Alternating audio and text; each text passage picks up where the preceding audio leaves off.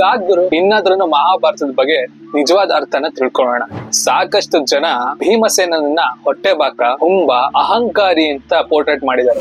Including ನಾವು present ನೋಡೋ movies and TV serials ಅಲ್ಲೂ ಕೂಡ. ಏನ್ ಹೇಳ್ತಿದ್ಯಾ ಗುರು, ಅದಕ್ಕೆ ಭೀಮಸೇನ ಹಾಗಿರ್ಲಿಲ್ವಾ ಅಂತ ನೀವು ಕೇಳ್ಬೋದು. ಖಂಡಿತ ಹಾಗಿರ್ಲಿಲ್ಲ. ಇದಕ್ಕೆ ಪೂರ್ವಕವಾಗಿ ಒಂದು ಶ್ಲೋಕದಿಂದ ಉತ್ತರಿಸ್ತಾರೆ. ಶುದ್ಧೇ ಭಾಗವತೆ ಧರ್ಮೆ ನಿರತಿಯೇತ್ ಋಕೋದರಃ ಅಂತ. ಏನ್ ಈ ಶ್ಲೋಕದ ಅರ್ಥ ಅಂತ ಹೇಳಿದ್ರೆ, ಶುದ್ಧ ಭಾಗವತ ಧರ್ಮವನ್ನು ಪಾಲಿಸಿದವನು ಭೀಮಸೇನ ಅಂತ. ಭಾಗವತ ಧರ್ಮನ ಏನಿದು ಅಂತ ನೀವು ಕೇಳ್ಬೋದು. ಧರ್ಮದಲ್ಲಿ ಎರಡ್ ರೀತಿಯಾದಂತ ಧರ್ಮ ಇರುತ್ತೆ. ಮೊದಲನೇದು ಸಾತ್ವಿಕ ಧರ್ಮ, ಎರಡನೇದು ನಿಷ್ಠುರ ಧರ್ಮ. ಸಾತ್ವಿಕ ಧರ್ಮವನ್ನ ನಾವು ಧರ್ಮರಾಯರಲ್ಲಿ ಕಾಣ್ಬೋದು, ಅದೇ ನಿಷ್ಠುರ ಧರ್ಮವನ್ನ ಭೀಮಸೇನಲ್ಲಿ ಕಾಣ್ಬೋದು. ಏನಿದು ಸಾತ್ವಿಕ ಮತ್ತೆ ನಿಷ್ಠುರ ಧರ್ಮ ಅಂತ ಕೇಳ್ಬೋದು. ಸಾತ್ವಿಕ ಧರ್ಮ ಅಂತ ಅಂದ್ರೆ ಧರ್ಮ ಮಾರ್ಗದಲ್ಲಿ ಇರುವಂತದ್ದು, ಕೆಲವೊಂದೊಂದ್ಸರಿ ಕಾಂಪ್ರಮೈಸ್ ಆಗ್ಬಿಡುವಂತದ್ದು. ಆದ್ರೆ ಭೀಮಸೇನ ಹಾಗಲ್ಲ. ಭೀಮಸೇನ ಯಾವತ್ತು ಭಾಗವತ ಧರ್ಮದಲ್ಲಿ ಬದುಕಿದಂತ ವ್ಯಕ್ತಿ. ಇದಕ್ಕೆ ಉದಾಹರಣೆ ಅಂದ್ರೆ ನಿಷ್ಠುರ ಧರ್ಮ ಅಂತ ಅಂದ್ರೆ ಅಧರ್ಮ ಸಾಕ್ಷಾತ್ ಭಗವಂತನೇ ಬಂದ್ರು ಕೂಡ ನಾನು ನನ್ನ ಪ್ರಾಣವನ್ನ ಬಿಡ್ತೀನಿ ಹೊರತು ನನ್ನ ಧರ್ಮವನ್ನ ಯಾವತ್ತೂ ತೆಗೆಸೋದಿಲ್ಲ.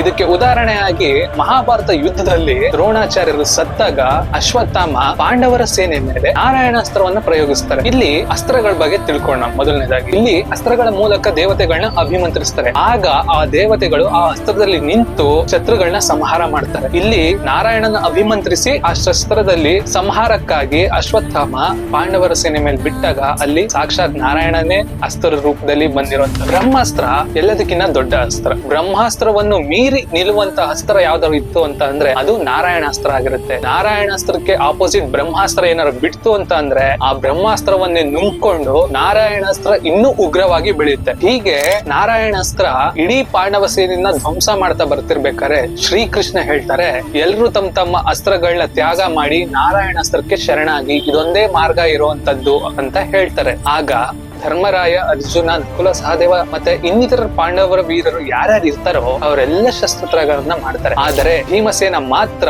ನಾರಾಯಣಾಸ್ತ್ರದ ಎದುರು ನೀನು ಪ್ರತಿಭಟಿಸಿದ ಏಕೈಕ ವ್ಯಕ್ತಿ. ನಾರಾಯಣಾಸ್ತ್ರ ಭೀಮಸೇನನ್ನು ಸುತ್ತುವರೆದು ಬಿಡುತ್ತೆ. ಅವನು ಸುತ್ತಲೂ ಬೆಂಕಿಗಳನ್ನ ಉಗುಳುತ್ತಿರುತ್ತೆ, ಆದ್ರೆ ಭೀಮಸೇನ ಮಾತ್ರ ಏನೂ ಆಗೋದಿಲ್ಲ.